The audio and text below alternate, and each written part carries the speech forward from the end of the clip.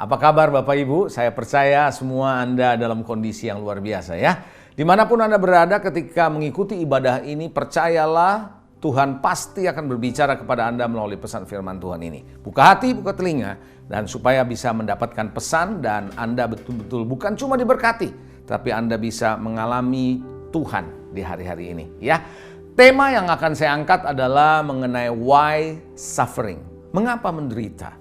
Saudara, beberapa waktu ini saya ketika berdoa ada begitu banyak hal yang saya lihat bahwa pentingnya umat Tuhan dipersiapkan di masa-masa seperti ini dan yang ke depan. Bahwa penderitaan dan yang namanya menderita tidak bisa dihindari. Dan kita perlu bisa melewatinya dengan penuh kemenangan. Nah saudara, kalau minggu lalu Pastor Daniel sudah menyampaikan satu pesan bagaimana menangani luka dan duka. Saudara, hari ini saya akan berbicara mengenai suffering, penderitaan atau menderita. Tidak ada satu orang manusia pun di muka bumi ini yang ingin menderita. Betul? Ya, nggak ada yang mau. Semua orang mau coba menghindar daripada penderitaan tentunya. Oleh karena itu, di hari-hari ini dengan semakin meningkatnya kecerdasan, semakin meningkatnya kreativitas, semakin meningkatnya inovasi, teknologi, sehingga manusia mencoba untuk bisa menawarkan ya kehidupan yang bisa bebas dari penderitaan. Gitu saudara. Yes, makanya kita melihat bahwa hidup ini dibawa untuk lebih nyaman, enak, dan sebagainya. Melalui teknologi, melalui inovasi, melalui kenyamanan hidup. Itulah sebabnya mengapa saudara tidak heran lewat apa yang kita sedang alami ini dengan kemajuan teknologi, kreativitas, dan kecerdasan manusia. Maka beberapa orang Kristen bahkan tidak percaya bahwa akan mengalami yang namanya atau menghadapi yang namanya penderitaan. Ya, banyak mereka yang jadi nggak percaya lagi. Kenapa? Karena mereka melihat kenyataannya dengan teknologi, ada begitu dengan sains, dengan kemajuan teknologi, kehidupan ini bisa menjadi lebih baik. Kira-kira begitu, saudara. Ya, nah juga karena hidup yang nyaman ini, hidup yang enak ini membuat beberapa orang Kristen juga tidak sanggup menghadapi apalagi melewati penderitaan. Ya, karena situasinya semua serba nyaman. Sehingga ketika ada penderitaan rasanya sudah nggak kuat dan nggak bisa melewatinya dengan baik.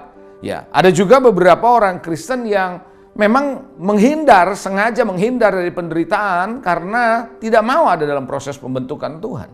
Karena salah satu bagian dari proses pembentukan Tuhan adalah melalui penderitaan. Ya nggak semuanya harus penderitaan, tidak. Tapi ada bagian yang kadangkala Tuhan bawa untuk kita masuk dalam penderitaan untuk membentuk setiap kita orang percaya.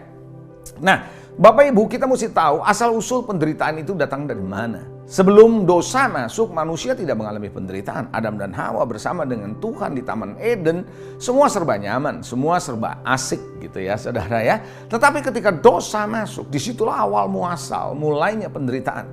Bahkan wanita ketika dia melahirkan sakit bersalin terjadi ketika dosa mulai masuk di situ. Demikian manusia juga mulai begitu banyak yang harus bersusah payah, harus berpeluh, harus susah, harus ada ngalamin yang namanya duri dalam kehidupan. Itu yang terjadi. Mari kita lihat ayat firman Tuhan dalam Kejadian 3 ayat 16. Firman Tuhan bilang apa? Dalam Kejadian 3:16 dibilang begini. Firmannya kepada perempuan itu begini. Susah payahmu waktu mengandung. Jadi waktu mengandung pun ada susah payah. Akan kubuat sangat banyak. Makanya saudara, ibu-ibu yang hamil jadi sulit, ya kan? Dengan kesakitan engkau akan melahirkan anakmu. Namun engkau akan birahi kepada suamimu dan ia akan berkuasa atasmu. Lalu kemudian di ayat yang ke-17 firman-Nya kepada manusia atau kepada Adam, karena engkau mendengarkan perkataan istrimu dan memakan dari buah pohon yang telah kuperintahkan kepadamu, jangan makan daripadanya, maka terkutuklah tanah.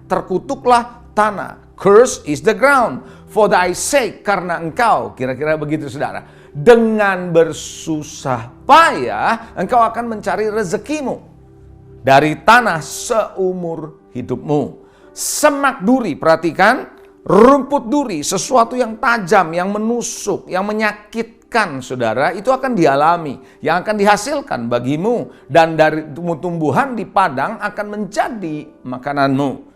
Lalu ayat yang ke-19 dikatakan apa? Dengan berpeluh, sekali lagi saudara, akibat dosa, maka mulai ada keringat.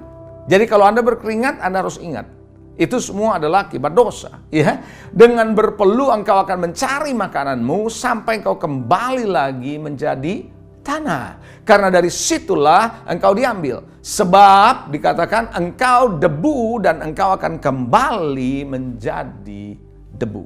Jadi dengan demikian penderitaan mau tidak mau harus menjadi bagian dari saudara, bagian dari saya yang tidak terelakkan. Nggak mungkin kita bisa elakkan, harus kita alami. Dan mungkin juga ada beberapa di antara Anda hari-hari ini yang sedang mengalami penderitaan. Oleh karena mungkin kehilangan orang yang Anda kasihi. Atau mungkin Anda kehilangan pekerjaan. Atau mungkin Anda punya bisnis mengalami kemerosotan. Sehingga Anda mengalami tekanan hidup yang luar biasa. Jadi tidak heran juga ada orang-orang yang hari-hari ini kalau tidak jaga-jaga bisa mengambil keputusan yang nekat dengan membunuh diri. Saudara, barangkali juga ada yang stres yang berkelebihan karena disrupsi, karena goncangan kehidupan yang terjadi di hari-hari ini yang begitu cepat dan mendadak sifatnya. Nah, barangkali ada orang yang seperti itu, saudara, yang sedang mengalami penderitaan. Nah, saudara, kita mesti mengerti kalau Anda sedang mengalami ini, kita perlu tahu tentang kekristenan. Kekristenan bukan cuma sekedar percaya pada Yesus, beriman, menerima keselamatan saja. Tidak. Kita harus ada proses selanjutnya sampai kepada kemuliaan Tuhan. Nah, saudara, kita akan melihat proses ini, saudara ya. Prosesnya adalah yang pertama adalah justification atau pembenaran oleh karena iman percaya kepada Tuhan kita diselamatkan. Tapi tidak cukup sampai di sana. Kita perlu mengalami pengudusan atau yang namanya sanctification. Lalu kemudian kita akan mengalami glorification atau pemuliaan.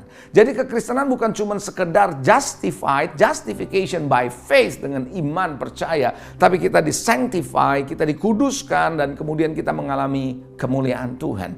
Nah, Bapak Ibu Saudara yang dikasihi, oleh karena itu saudara dan saya harus belajar proses pengudusan ini adalah bagian Tuhan membentuk saudara, membentuk saya supaya saudara layak mengalami kemuliaan Tuhan. Oleh karena itu saudara, hadapilah penderitaan ini dengan tekun, penyerahan diri. Karena penderitaan itu seringkali justru menghasilkan yang baik dari diri saudara dan saya.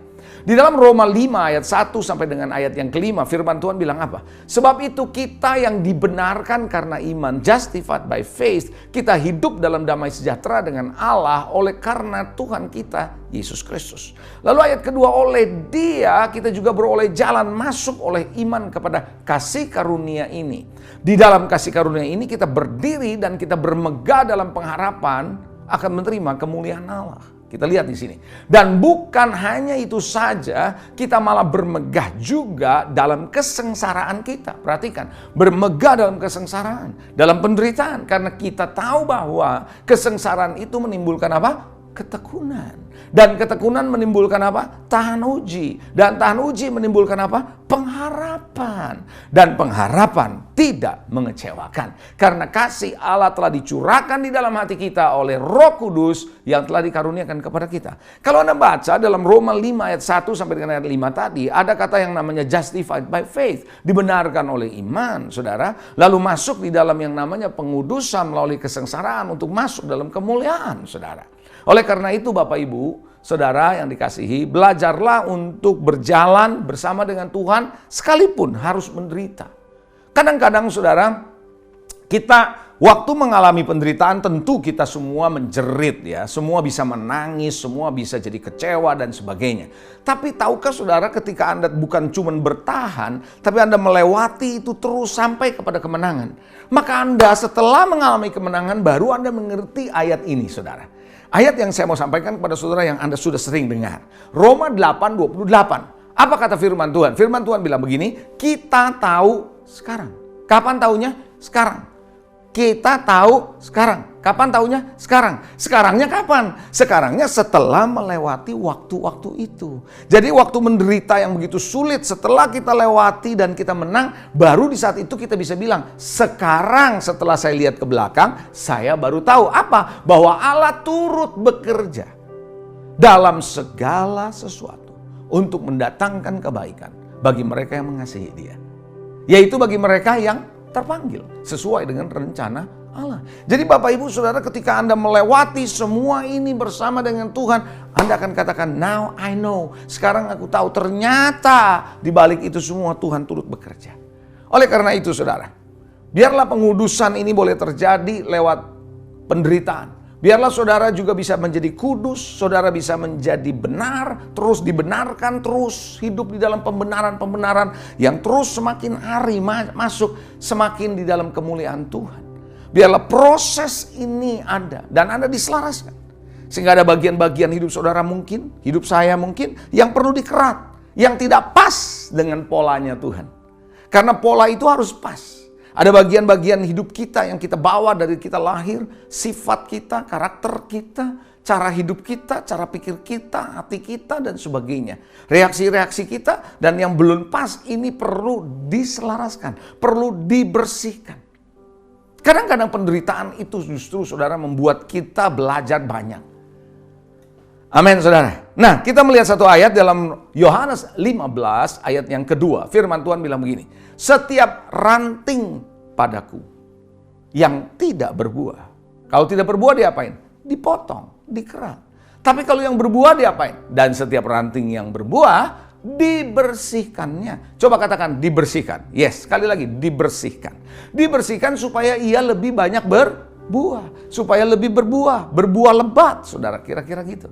Nah, kata dibersihkan di dalam bahasa Yunaninya adalah katairo. Katairo artinya dibersihkan, dimurnikan secara eksternal maupun secara internal. Jadi Bapak Ibu Saudara, lewat proses sanctification, melalui proses pengudusan saudara dan saya diselaraskan oleh Tuhan. Nah, kadangkala Tuhan pakai penderitaan sebagai sarana yang terbaik, sarana yang baik buat saudara dan saya untuk mengalami pembentukan. Ayub misalnya. Ayub harus mengalami proses yang namanya penderitaan yang tidak mudah. Dia merasa dirinya benar. Saudara, sampai ketika dia lewati proses itu baru dia bilang, mataku sekarang melihat. Begitu loh. Dan dia mencabut perkaranya. Ayub 42 ayat 5 sampai 6 dikatakan begini. Hanya dari kata orang saja aku mendengar tentang engkau. Tetapi sekarang mataku memandang engkau. Kapan dia bisa melihat Tuhan? Setelah melewati penderitaan. Kita tahu semuanya apa yang dialami oleh Ayub, bukan? Anaknya mati, ternaknya habis, kemudian dia kena penyakit. Itu penderitaan, saudara. Itu sengsara, itu suffering. Tapi ketika dia melewati semuanya itu, baru dia bilang, sekarang mataku mulai kenal Tuhan.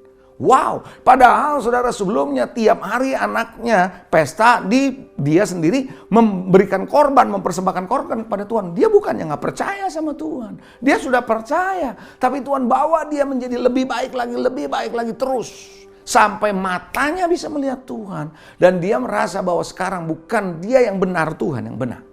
Dan di ayat yang ke-6 dikatakan, sebab itu aku mencabut perkataanku. Dan dengan menyesal aku duduk dalam debu dan abu. Oleh karena itu saudara yang dikasihi, tahukah saudara, penderitaan kadang-kadang justru membuat saudara dan saya lebih tangguh. Coba saya mau tanya, berapa banyak Anda berjumpa dengan orang yang tangguh, yang kuat, dalam bahasa Inggrisnya mungkin tough, ya, tidak lembek, tidak cengeng, tidak mudah nyerah gitu ya, fighter gitu. Coba lihat deh, orang-orang yang seperti ini kebanyakan karena apa? Dimanja hidupnya, ngalamin hidup yang selalu enak, nyaman, atau banyak mengalami tantangan, banyak ngalamin kesulitan dalam hidupnya. Dan lewat kesulitan itu dia menang, kesulitan itu dia kuat, dan akhirnya dia justru semakin kuat. Tanpa disadari justru penderitaan, kesulitan, tantangan justru membuat saudara dan saya menjadi kuat. Orang Kristen yang kuat. Bukan orang Kristen yang cuma sekedar terima berkat dan berkat dan berkat. Tidak salah memang terima berkat. Tapi Anda mesti mengerti. Lewat kesengsaraan, lewat penderitaan justru kita semakin kuat. Yang setuju sama saya boleh katakan amin.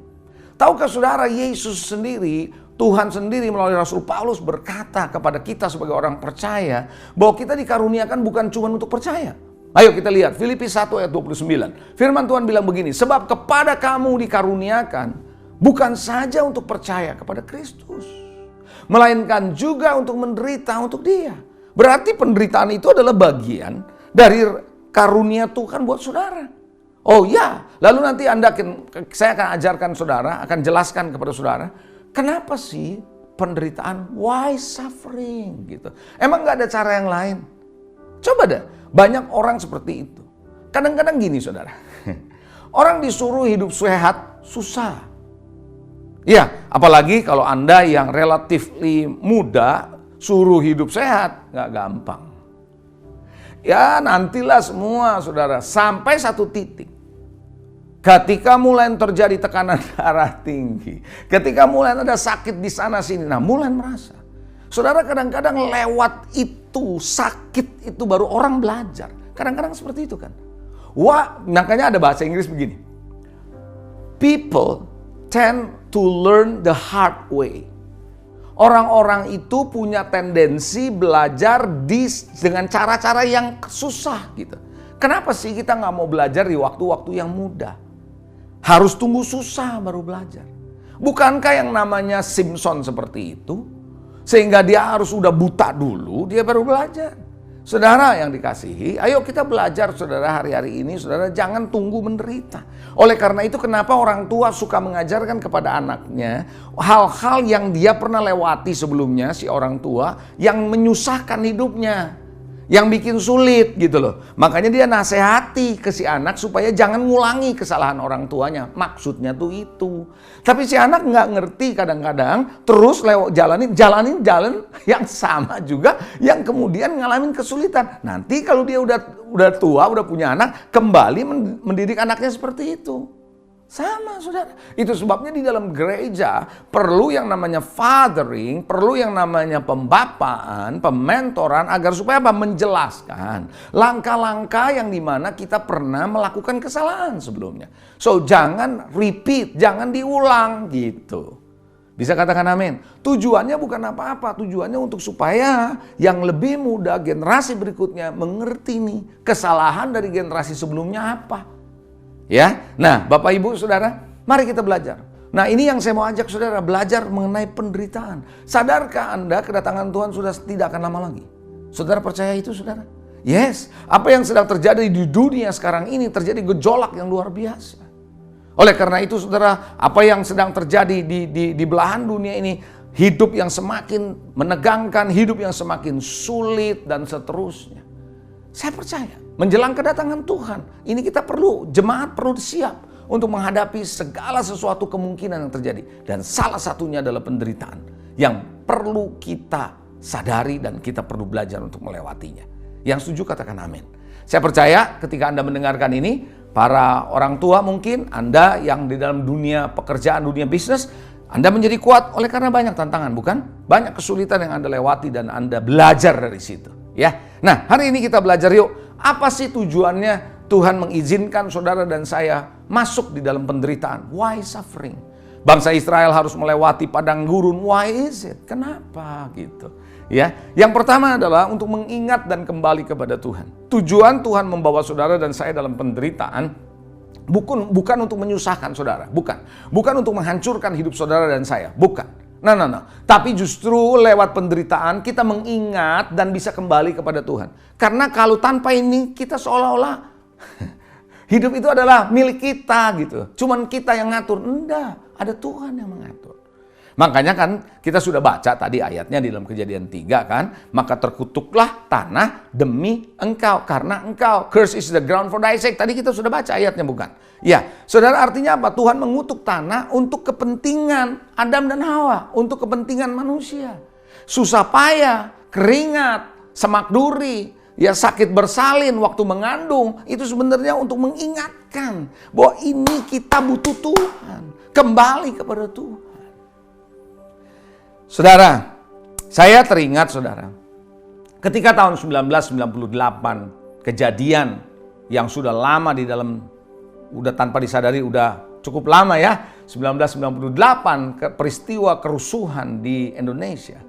Sebelum 1998 saudara, ada begitu banyak saudara ya pengusaha-pengusaha yang sukses waktu itu, yang luar biasa. Kalau diajak doa gereja, ya, mau nggak didoain? Saya nggak perlu begitu-begituan. Ya, dia nggak perlu. Tapi ketika terjadi yang namanya kerusuhan, kebangkrutan, dan sebagainya. Banyak yang stres. Dan di saat itulah baru mereka ingat ada Tuhan. Mereka baru datang kembali kepada Tuhan. Jangan heran di waktu itu juga ada beberapa pengusaha, konglomerat yang alami Tuhan karena masa waktu seperti itu. Hari ini saya mau ajak saudara, biarlah lewat penderitaan Anda ingat kembali Tuhan. Bukannya justru menggerutu sama Tuhan. Bukannya ngomel sama Tuhan. Bukannya kecewa sama Tuhan. Tapi ingat semua ini, Anda, saya, kita semua perlu Tuhan. Kembali ke Dia. Bisa katakan amin. Fokus ke Dia. Haleluya. Yang kedua saudara, kenapa saudara tujuan dari penderitaan ini mengerjakan kemuliaan dalam hidupmu dan hidupku? Oh ya? Yes. Ayo kita lihat satu ayat. Dalam 2 Korintus 4 ayat 16 dan 17. Apa kata firman Tuhan? Sebab itu kami tidak tawar hati, kata Paulus. Tapi meskipun manusia lahiriah kami semakin merosot. Ngalamin terus kemerosotan secara fisik. Namun manusia batinnya kami dibaharui dari sehari ke sehari. Ayat selanjutnya yang ke-17 dikatakan demikian. Sebab penderitaan ringan. Apa? Penderitaan apa? Ringan. Padahal Paulus tidak ngalamin penderitaan ringan loh saudara. Oh iya, karam kapal, dia didera, di penjara, ngalamin kelaparan, kedinginan dan sebagainya. Itu bukan penderitaan ringan. Tapi bagi Paulus merasa itu penderitaan ringan. Yang sekarang ini mengerjakan bagi kami, kata dia apa? Kemuliaan kekal yang melebihi segala-galanya. Through sanctification akan ada glorification. Tadi saya katakan saudara. Melebihi segalanya yang jauh lebih besar daripada penderitaan kami. Oleh karena itu Bapak Ibu, Anda sebagai orang percaya, jemaat Tuhan dimanapun Anda berada. Anda mesti mengerti ketika Anda menderita, ingat baik-baik. Tuhan lagi mau membawa saudara ke dalam kemuliaan yang lebih dari segala-galanya. Wow. Berarti saudara, dia ingin menanamkan, mengerjakan kemuliaan dalam diri saudara through suffering. Melalui penderitaan. Oh haleluya. Anda mau mengalami kemuliaan itu? Yes, karena suatu hari kita akan dimuliakan bersama dengan Tuhan. Glorification. Yang ketiga saudara, tujuan dari penderitaan ini adalah supaya kita menjadi tekun dan berpengharapan. Tadi kita sudah baca dalam Roma 5 ayat 1-5 bukan? Ya saudara, supaya kita tekun berpengharapan. Saudara, apa sih yang kita bisa harapkan dalam dunia ini? Apa? Kita pikir harta. Di masa sekarang ini terbukti harta tidak bisa menolong kita. Tidak bisa. Saudara, kita bisa Anda sudah tahu itu semua. Terbukti kecerdasan kita juga tidak bisa menolong kita terlalu banyak. Tetapi kita harus bisa dengan penderitaan justru kita semakin tekun dengan iman kita. Jangan lari dari situ, kita semakin tekun, semakin berpengharapan sama Tuhan. Justru pengharapan kita makin kuat. Karena kita tahu dalam penderitaan kita nggak ada yang bisa tolong. Makanya Daud berkata, sekalipun aku dalam lembah kelam sekalipun, aku tidak takut. Karena tongkatmu, gadamu beserta dengan aku. Hari ini saya mau ajak saudara. Barangkali Anda sedang ada dalam penderitaan. Mungkin Anda tidak bisa singkapkan, tapi Anda rasa ada sesuatu yang membuat Anda menderita. Tekanan hidup. Ya, Anda mungkin merasa ada kesesakan dalam hidup ini. Menderita luar biasa. Tapi percayalah saudara, lewat penderitaan ini Tuhan lagi mau mengajar saudara supaya tekun dan berpengharapan kepada Tuhan. Katakan amin. Percaya Tuhan hadir di tengah-tengah hidup saudara hari ini, memberikan kekuatan. Bukan cuma itu, tapi membuat saudara sadar bahwa penderitaan akan membangun saudara. Penderitaan akan menguatkan saudara. Penderitaan justru akan membawa saudara punya pengharapan yang kuat. Yang keempat, tujuan dari penderitaan adalah membuat saudara dan saya menjadi kuat dan tangguh dalam menjalani kehidupan. Tadi saya sudah bilang saudara, seringkali orang menjadi tangguh, menjadi tough, menjadi kuat, tidak cengeng, tidak lemah, tidak lembek dalam hidup ini oleh karena Anda mengalami banyak tantangan dalam hidup ini. Dalam Filipi 4 ayat 12 dan 13, apa kata firman Tuhan? Yuk kita lihat. Ayat yang Filipi 4 ayat 12 dan 13. Firman Tuhan bilang begini, aku tahu apa itu kekurangan. Paulus bilang begitu, aku tahu apa itu kelimpahan. Dalam segala hal dan dalam segala perkara tidak ada sesuatu yang merupakan rahasia bagiku, kata Paulus. Baik dalam hal kenyang maupun dalam hal kelaparan. Jadi dia pernah ngalamin kelaparan, yes. Dia ngalamin kekurangan, yes. Baik dalam kelimpahan maupun dalam kekurangan.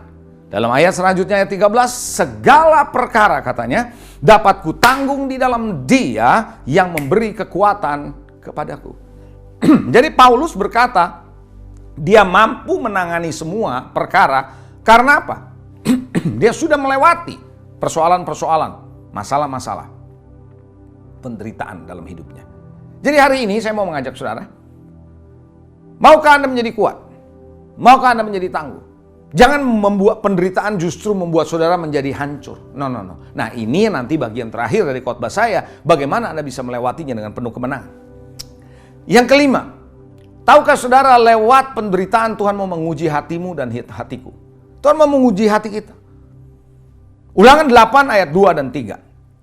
Firman Tuhan jelas ayat ini berkata ketika perjalanan bangsa Israel di padang gurun. Ayat kedua, ingatlah kata Tuhan kepada seluruh perjalanan yang kau lakukan, hai umatku, atas kehendak Tuhan Allahmu di padang gurun. Jadi berjalan di padang gurun itu kehendak Tuhan. Selama 40 tahun ini dengan maksud apa tujuannya penderitaan itu? Merendahkan hatimu, mencobai engkau untuk mengetahui apa yang ada di dalam hatimu. Jadi Tuhan kadang-kadang lewat penderitaan itu to test your heart. Kemana hati kita? Ya bagaimana kondisi hati kita? Kadang-kadang kesombongan justru bisa dihancurkan melalui penderitaan. Yaitu apakah engkau berpegang pada perintahnya atau tidak di dalam ayat yang kedua. Ayat yang ketiga dikatakan, jadi dikatakan ia merendahkan hatimu, ayat yang ketiga, membiarkan engkau lapar. Coba. Kayaknya Tuhan itu kok bikin saya lapar ya? Iya. Membiarkan engkau lapar dan memberi engkau makan mana. Bosen tuh tiap hari makan mana. Barangkali Anda juga sudah bosen kan makan. Yang di rumah mungkin sudah bosen nih saudara. Yang tidak kau kenal mana itu? Belum pernah ada sebelumnya. Dan juga yang tidak kenal oleh nenek moyangmu karena belum pernah ada sebelumnya. Untuk membuat engkau mengerti bahwa manusia hidup bukan oleh roti saja. Karena ya apa sih ini mana? Tawar, nggak enak, nggak pernah ada, nggak pernah masuk ke mulut saya sebelumnya, nggak ada memori rasa ini. Nah tujuan Tuhan adalah supaya engkau sadar bukan makanan yang membuat engkau hidup. Manusia hidup bukan dari roti saja, tapi manusia hidup dari segala yang diucapkan Tuhan. Jadi Bapak Ibu, Tuhan lagi mau menguji hati saudara. Apakah engkau tetap mau mendengarkan pesan-pesan Tuhan, firman Tuhan, dan engkau masih mau mencari Tuhan di tengah-tengah penderitaan ini? Yang keenam, yang terakhir, kenapa Tuhan menguji saudara? Tujuan dari penderitaan ini adalah membentuk karakter, menjadi serupa dengan Kristus.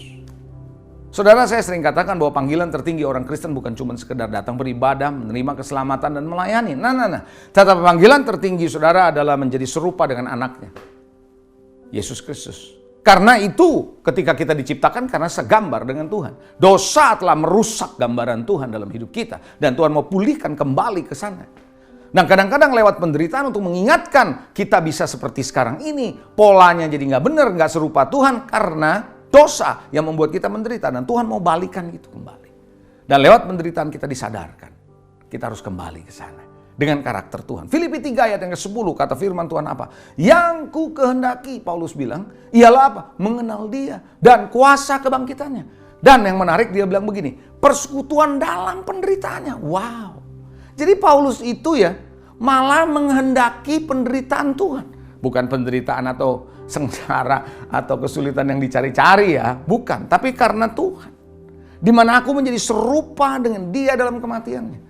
Jadi Paulus berkata kalau mau menjadi serupa dengan Tuhan, Anda harus mengenal Tuhan, Anda harus tahu kuasa kebangkitan, dan Anda harus bersekutu dalam penderitaan. Penderitaan adalah bagian untuk membentuk saudara dan saya menjadi serupa Kristus. Nah, orang Kristen hari-hari ini yang merasa hidup nyaman, semua oke kok, teknologi nggak akanlah membuat kita susah lah, seperti tadi di awal khotbah saya. Nggak bakalah jadi susah lah, gitu. Nah, akhirnya kita menjadi orang yang tidak kuat waktu menghadapi penderitaan.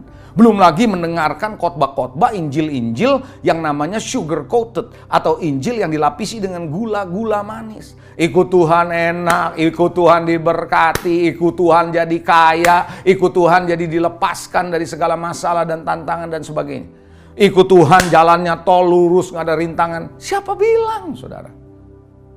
Bahkan ketika Anda menjadi percaya sama Tuhan justru kadang-kadang terjadi goncangan. Bukankah murid-murid Tuhan seperti itu? Mereka percaya kepada Tuhan, mereka ngalamin loh saudara, yang namanya goncangan di perahu mereka. Bahkan Yesus waktu ada di dalam perahu sekalipun. Halo, amin saudara. Jadi saudara, mari kita belajar untuk bisa lewati penderitaan ini dengan penuh kemenangan. Haleluya, amin. Nah, bagian terakhir bagaimana saudara bisa melewati penderitaan dengan penuh kemenangan. Victory. You become a victorious people and you become victory di dalam menghadapi penderitaan ini. Yang pertama, sangat penting sikap dan reaksi yang benar. Seringkali persoalan-persoalan dalam hidup ini bukan masalahnya yang bermasalah, tapi reaksinya yang bermasalah, sikapnya yang bermasalah. Bangsa Israel di padang gurun sebenarnya saudara, yang menjadi persoalan bukan mananya. Tuhan ada di situ kok. Tapi sikap dan reaksi hati mereka menggerutu, ngomel sama Musa, bersungut-sungut. Ini yang jadi masalah. Anda nggak mungkin bisa melewati kemenangan, melewati penderitaan dengan kemenangan kalau sikap dan reaksi kita nggak benar. Makanya ada satu ayat yang menarik dalam Yakobus pasal 1 ayat 2 sampai 4. Yakobus berkata apa? Saudara-saudara, anggaplah sebagai suatu apa? Kebahagiaan. Apabila kamu jatuh ke dalam berbagai-bagai pencobaan. Coba, kalau Anda jatuh ke dalam berbagai masalah, tantangan, penderitaan, anggap itu sebagai suatu kebahagiaan. Saudara, ini bukannya berpura-pura, tidak. Maksudnya, bereaksilah dengan benar, bersikaplah dengan benar, gitu.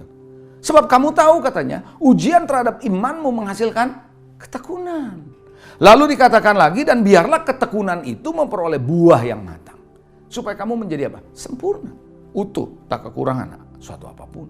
Jadi, Yakobus sedang mengatakan begini, jangan membiarkan kesedihan, jangan membiarkan kesukaran, jangan membiarkan penderitaan ini menguasai hati pikiran saudara sampai Anda tenggelam di dalamnya.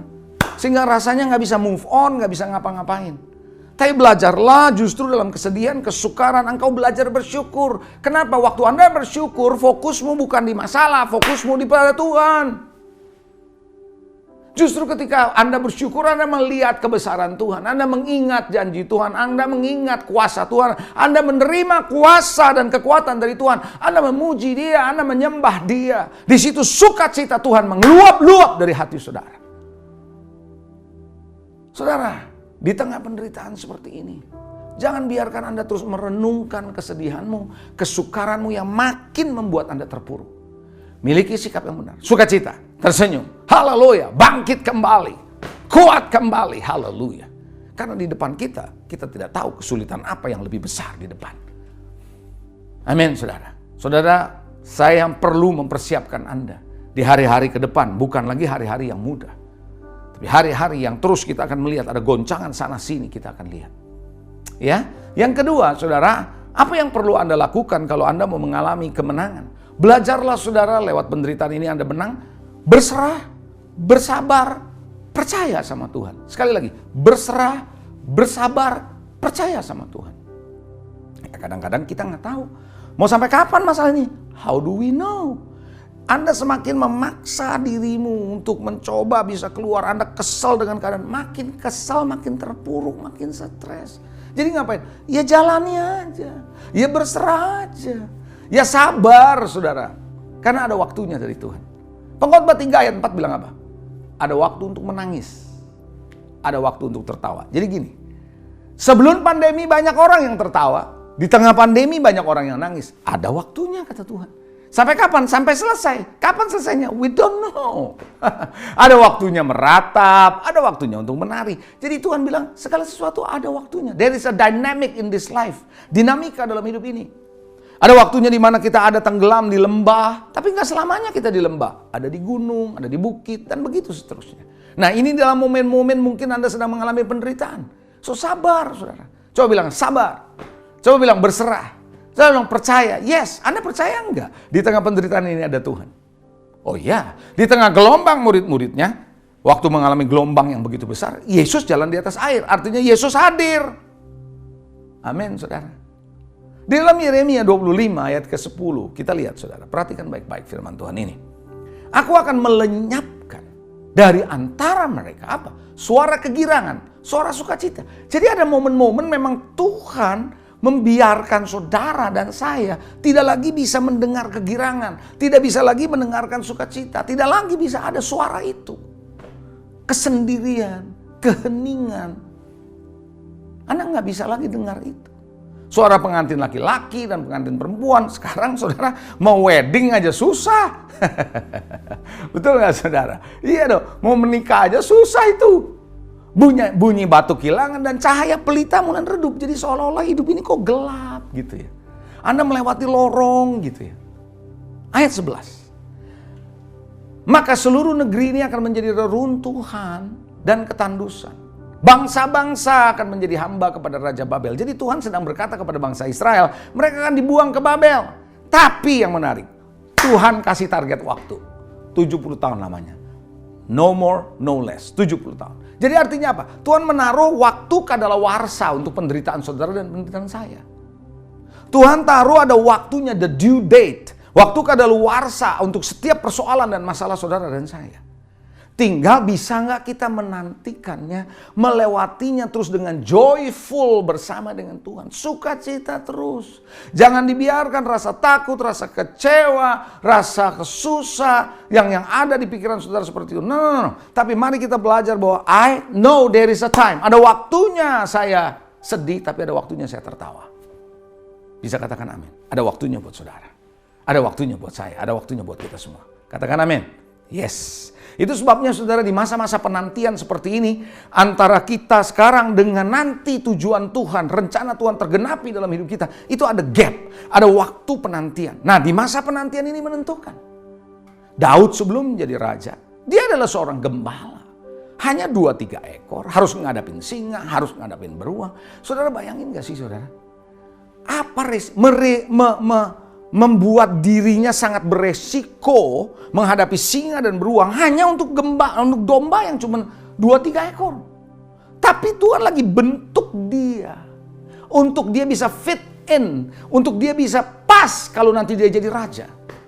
Tahukah saudara lewat penderitaan ada bagian-bagian saudara yang dibersihkan supaya saudara bisa pas untuk tugas dan tanggung jawab saudara nanti di depan. Musa juga sama saudara. Sebelum dia menjadi pembebas bagi bangsa Israel, dia harus jadi gembala dulu. Dia harus belajar. Saudara, Yusuf juga sama. Sebelum dia menjadi seorang yang bisa menolong bangsa yang besar di tengah kelaparan, saudara, dia harus melewati persoalan hidup yang tidak enak yang dilakukan oleh saudaranya sendiri lagi. Dibuang ke sumur, jadi budak, jadi narapidana, difitnah. Bayangkan saudara. Difitnah sama siapa? Sama majikannya sendiri. Istri dari majikannya, istri Potifar. Dia bekerja di Potifar bukan kurang baik apanya coba. Pekerjaan di ladang dia urus, pekerjaan di istana dia urus. Sampai Potifar aja cuma ngurusinnya apa? Lihat menu makan pagi, menu makan siang, menu makan malam. Karena apa? Yusuf kerjain semua apa kurang baiknya. Tapi kebaikan itu dibalas. Air susu dibalas dengan air tuba karena berkata begitu. Kebaikannya dibalas dengan kejahatan. Nah, sehingga dia harus menderita.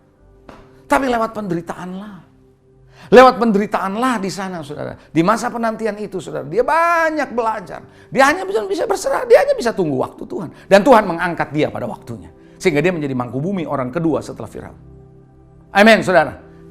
Saya yakin Anda bisa melewati. Kita bisa hadapi penderitaan dengan penuh kemenangan. Yang setuju katakan amin. Yang ketiga, bagaimana saudara bisa melewati dan penuh kemenangan? Anda perlu sahabat. Anda perlu komunitas yang memberi kekuatan. Sekali lagi Anda butuh sahabat, Anda butuh komunitas yang memberi kekuatan. Nah, saya perlu sampaikan di sini satu hal. Ingat saudara, setiap orang butuh komunitas. Tapi yang menjadi jawaban bukan komunitasnya. Komunitas hanya pintu. Pintu perantara untuk orang bisa menjumpai Tuhan. Banyak orang mencintai komunitas, masuk dalam komunitas, senang dengan komunitas. Tapi mereka nggak ngalami Tuhan. Yang penting adalah komunitas itu pintu masuk untuk orang bisa ngalami Tuhan. Sahabat bukan cuma hanya punya persahabatan, tapi sahabat yang bisa membawa saudara mengalami Tuhan.